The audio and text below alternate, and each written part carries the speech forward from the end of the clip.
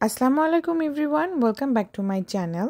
আজকে তৈরি করে দেখাবো পমফ্রেট ফিশ দিয়ে দুই রকমের রেসিপি তৈরি করে দেখাবো। পমফ্রেট ফিশ ফ্রাই আর কিভাবে আপনারা বাসায় রান্না করবেন সেই রেসিপিটা। এজন্য আমি এরকম একটা পমফ্রেট ফিশ নিয়েছি ফ্রাই করার জন্য। আমি ভালো মতো পরিষ্কার করে ধুয়ে নিয়েছি। ফিশটার গায়ে প্রচুর পরিমাণে আঁশ থাকে, এজন্য খুব ভালো করে পরিষ্কার করে নেবেন। এখন একটা ছুরি দিয়ে আমি এভাবে একটু ব্যাকা ব্যাকা করে কেটে নিচ্ছি। সোজাভাবে কাটলে অনেক সময় ফিশটা খুলে আসার সম্ভাবনা থাকে, এজন্য চেষ্টা করবেন একটু ব্যাকা করে কাটতে। এর ফলে ফিশটা ভাজার পরে আর খুলে আসার কোনো সম্ভাবনা থাকবে না। এখন ফিশ ম্যারিনেট করার জন্য দিয়ে দিচ্ছি 1 চা চামচ হলুদ গুঁড়া, 1 চা চামচ লাল মরিচের গুঁড়া, 1 চা চামচ ধনিয়া গুঁড়া আর 1 চা চামচ জিরার গুঁড়া, আর দিয়ে দিলাম স্বাদ মতো লবণ। আরও দিয়ে দিলাম 1 টেবিল চামচ মতো আদা রসুন বাটা, আর তেল দিয়ে দিলাম সরিষার তেল প্রায় 2 টেবিল চামচ মতো। চেষ্টা করবেন সরিষার তেল দিয়ে এটা ম্যারিনেট করতে, তাহলে অনেক সুন্দর একটা ফ্লেভার অ্যাড হয় আর খেতেও খুব মজার হয়। এখন খুব ভালো মতো আমি এটাকে ম্যারিনেট করে নেব। যে কেটে নিয়েছিলাম সেই পাশটাতেও খুব ভালো করে মশলা লাগিয়ে নেব, আর পেটের ভেতরেও খুব ভালো করে মশলা লাগিয়ে দেব। মশলাগুলো ভালো মতো কোট হয়ে গেলে আমি এরকমভাবে ম্যারিনেট করে রাখবো 15 মিনিটের জন্য। 15 মিনিট পর আমি ভাজতে চলে যাব। এর জন্য আমি সরিষার তেল দিলাম অর্ধেক আর রান্নার তেল দিলাম অর্ধেক। এখন মাছটাকে দিয়ে ভালো মতো আমি ভেজে নেব। প্রথম পাশ আমি ভেজে নেব প্রায় 5 মিনিট ধরে। 5 মিনিট পরে আমি ঢাকনা উঠিয়ে উল্টে দেব। এরকমভাবে আমি আরও 5 মিনিট মতো রান্না করব। এ পর্যায়ে চুলার আঁচ অবশ্যই মিডিয়ামে রাখবেন, তা না হলে পুড়ে যেতে পারে। এখন উল্টে পাল্টে আমি এটাকে ভালো মতো ভেজে নেব যাতে পারফেক্টলি কুক হয়ে যায়। আর অবশ্যই ঢাকনা ব্যবহার করবেন, এতে পারফেক্টভাবে মাছটা কুক হবে। এখন আমি ভাজা হয়ে গেলে উঠিয়ে নিচ্ছি। আর যে তেল অবশিষ্ট ছিল সেই তেলটা আমি ভালো মতো ছেঁকে আর একটা প্যানে নিয়ে নিলাম।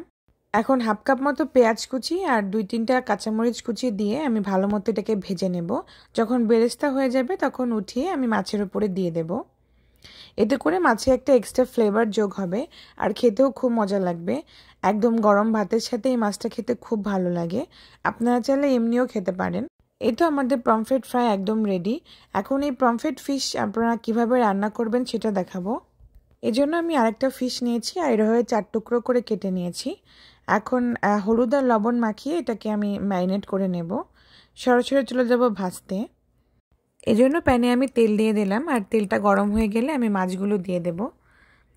এখন ওলট পালট করে আমি মাছগুলোকে ভেজে নেব। বেশি কড়া করে ভাজার দরকার নেই, মোটামুটি ভাজা হলে আমি উঠিয়ে নেব।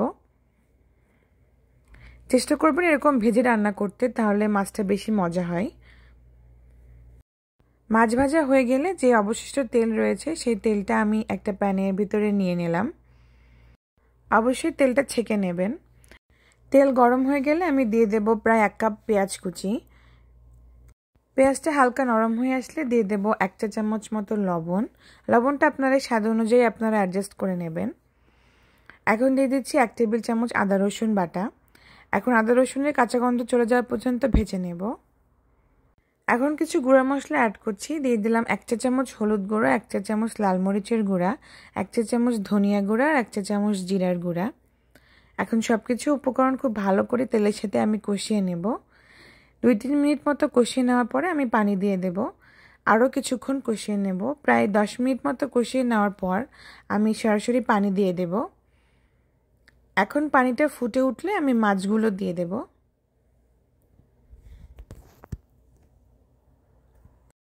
মাছগুলো দিয়ে আমি ঢাকনা দিয়ে ঢেকে দেব। আর এভাবেই রান্না করব প্রায় 5 থেকে 6 মিনিট। 5 থেকে 6 মিনিট পর আমি মাছগুলোকে উল্টে দেব।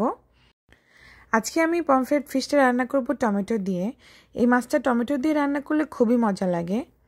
আমি 2টা পাকা টমেটো এরকম লম্বা করে কেটে নিয়েছি। এই টমেটোটা এখন দিয়ে দেব। টমেটো দেওয়ার পরে আমি আরও 5 থেকে 6 মিনিট মতো কুক করে নেব। 5 থেকে 6 মিনিট পরে যখন টমেটো সেদ্ধ হয়ে যাবে আর ঝোলও শুকিয়ে যাবে, সে পর্যায়ে আবার একটু মাছগুলোকে উলটপালট করে দিয়ে আস্ত কাঁচামরিচ দিয়ে দেব আর ঢাকনা দিয়ে ঢেকে দেব। এ তো আমাদের মাছ ভুনা একদম রেডি। নামানোর আগে ভাজা জিরার গুঁড়া দিয়ে দিচ্ছি, এতে ফ্লেভারটা অনেক ভালো আসবে। আশা করি আজকের রেসিপি আপনাদের কাছে ভালো লেগেছে। ভালো লাগলে অবশ্যই আমার চ্যানেলটিকে সাবস্ক্রাইব করবেন আর বেল বাটনে ক্লিক করে আমার পাশেই থাকবেন। দেখা হবে নেক্সট ভিডিওতে। আল্লাহ হাফেজ।